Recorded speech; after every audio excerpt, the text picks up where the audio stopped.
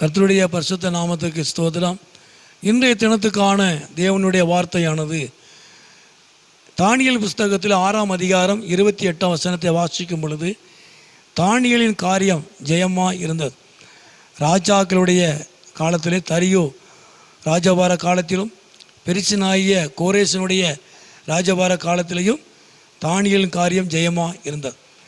அப்போ தானியேலுடைய காரியம் ஜெயமாக இருந்ததுக்கு நம்ம நிறைய காரியத்தை நாம் சொல்லலாம்.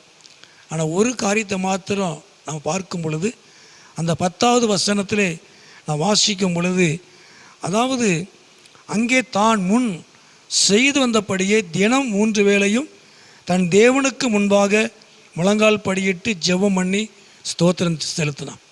அதாவது ராஜாவினிடத்தில் விண்ணப்பம் செய்யலாமே தவிர, ராஜாவை தவிர வேறு யாரிடத்துலையும் விண்ணப்பம் பண்ணவே கூடாது. இது தானியேலுக்கு விரோதமாய் இயற்றப்பட்ட சட்டம். ஆனாலும் கூட தானியேல், அவனுக்கு விரோதமான சட்டங்கள் இயற்றப்பட்டாலும், அவனுக்கு விரோதமான காரியங்கள் இருந்தாலும், அவன் மேல் குற்றம் கண்டுபிடிக்கும்படியான காரியங்கள் இருந்தாலும் கூட, சிங்கக்கவியிலே போடப்படும் என்று சொல்லப்பட்டாலும் கூட, ஆனால் தேவனுடைய காரியத்தில் அவன் தான் முன் செய்து வந்தபடியே அவன் செய்தான். அதாவது கர்த்தருடைய காரியத்தில் தன்னுடைய பழக்க வழக்கத்தை அவன் மாற்றவே இல்லை. தினமும் 3 வேளை செபிப்பது அவனுடைய வேலை. தினமும் 3 வேளை செபித்து, தேவனுக்கு முன்பாக செபித்து, தேவனை ஸ்தோத்திரம் பண்ணுவது, தேவனை ஆராதிப்பது அவனுடைய வேலை. ஆனால் இவ்வளோ பெரிய சட்டம் இயற்றப்பட்டாலும், தண்டனை என்னங்கிற பயங்கரமான தண்டனை இருக்கிறது என்று அறிந்தாலும் கூட, தானியேல் தன்னுடைய பழக்க வழக்கத்தை மாற்றவே இல்லை. ஆனாலும் கூட தேவன் அவனோடு கூட இருந்தார். அவன் மேல் குற்றம் கண்டுபிடித்து, நமக்கு எல்லாருக்கும் தெரியும், சிங்கக்கவியிலே போட்டாலும் சிங்கம் அவனை ஒன்றும் பண்ணலை. ஒரு சேதமும் இல்லாதபடி அவன் சிங்கக்கவியிலிருந்து அவன் ராஜாவினால் தூக்கி விடப்பட்டான். அது மாத்திரமல்ல, எந்த ராஜா சட்டம் இயற்றினானோ அதே ராஜா தானியேல் நிமித்தமாக தேவனுக்கு அங்கே மிகவும் ஒரு கனம் மகிமை அங்கே உண்டாயிற்று. தேவன் அந்த தேசத்திலே அந்த ராஜா மூலமாக ஜனங்களுக்குள்ளே மகிமைப்பட்டார். கர்த்தர் நாமத்துக்கு மகிமை உண்டாவதாக. ஆகவே இந்த நாட்களுக்கு கூட நமக்கு எவ்வளோ பிரச்சனை, எவ்வளோ போராட்டங்கள், எவ்வளவு எதிர்ப்புகள் இருந்தாலும் கூட, நம்முடைய பழக்க வழக்கத்தை, கர்த்தருடைய காரியத்தில் நம்முடைய பழக்க வழக்கத்தை நம்ம மாற்றவே கூடாது. நம்ம செபிக்கிறத நாம் ஜெபம் பண்ணணும். வேதம் வாசிக்கிற விஷயத்தில் நம்ம வேதம் வாசிக்கணும். கர்த்தரை ஆராதிக்கிற விஷயத்தில் நம்ம கர்த்தரை ஆராதிக்கணும். கர்த்தருக்கென்று ஊழியம் செய்கிற காரியத்தில் கர்த்தருக்கு நம்ம ஊழியம் செய்யணும்.